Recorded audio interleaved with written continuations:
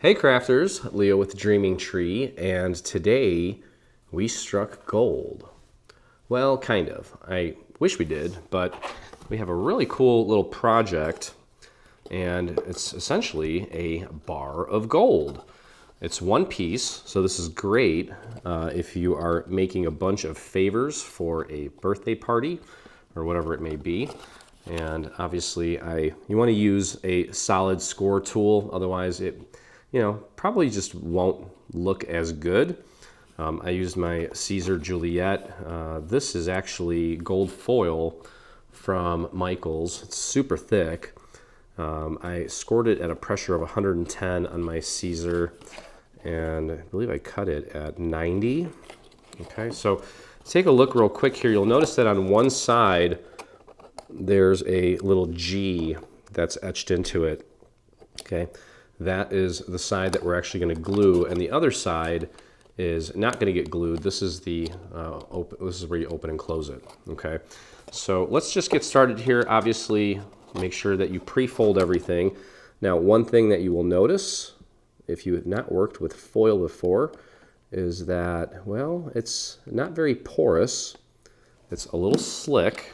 Okay, which means that when you're gluing things, and the inside of it is also kind of slick. It is paper, but it's not the most, there's no texture to it. It's not very porous. So when you're gluing this, you really want to just take your time. But we're going to start on one of those tabs with the letter G, throw some glue on that, and just take your time and hold that while it sets. There's only a few pieces or a few sections that actually need glue, so it'll still go pretty quick.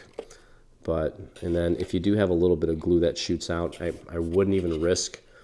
I guess you could try just kind of rubbing some of it off, but you don't want to blemish the gold because that will take away from the overall aesthetic. And I almost considered wearing some of my little gloves that I have when I clean my lenses, because you can potentially get a lot of fingerprints on this. But there is, if you take one of those felt pads that you might use for inking, you could technically use that to kind of polish it a little bit.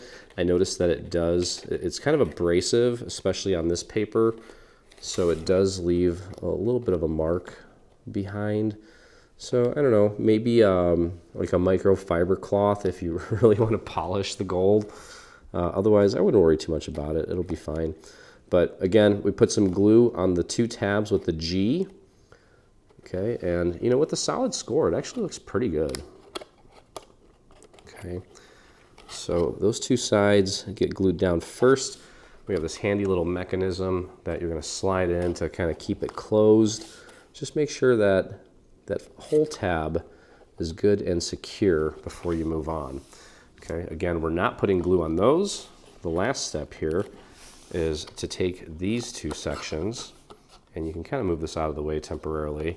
We're going to apply glue to these two larger tabs, and I wouldn't go all the way out to the edge because it does have a tendency to squirt out, and I really don't want to risk getting glue on my fingers right now, so I'm not even going to spread that out like I normally do. Okay, let's go ahead and close this up. Now, it's actually kind of good that these tabs are kind of facing up a little bit. You can see how they're kind of angled up. That way, they'll actually grab a hold of the bottom a little bit better. They'll grab more of that surface area and will stay together a lot better. But you just need to line it up. It's going to be kind of slick at first. Once that glue starts to get a little tackier, it will start to really take shape, and just continue applying pressure onto this little section here. Okay, you could technically put that down on your surface, and if you want to, you can grab a dowel and help push that down on the back and the side just to kind of help it out. I would occasionally pick it up just to confirm that it's lined up nicely, and that actually worked out quite well. I'm going to focus a little bit more on the back there. And worst case scenario, if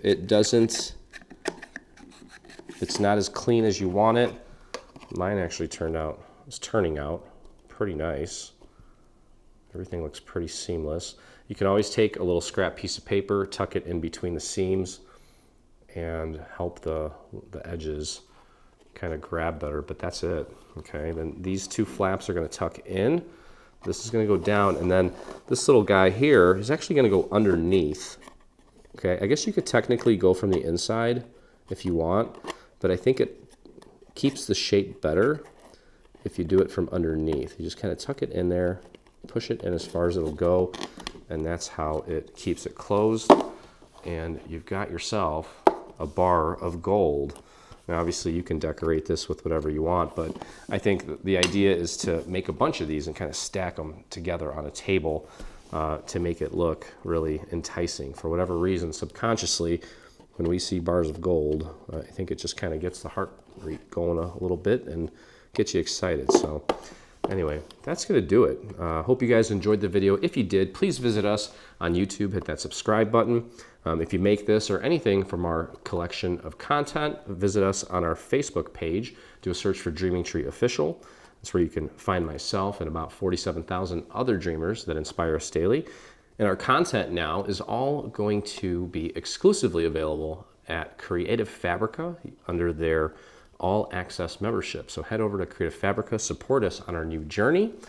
And by November 20th of this year, all of our content will be available on Creative Fabric. So anyway, hope you guys enjoyed the video. And as always, I look forward to crafting with you again.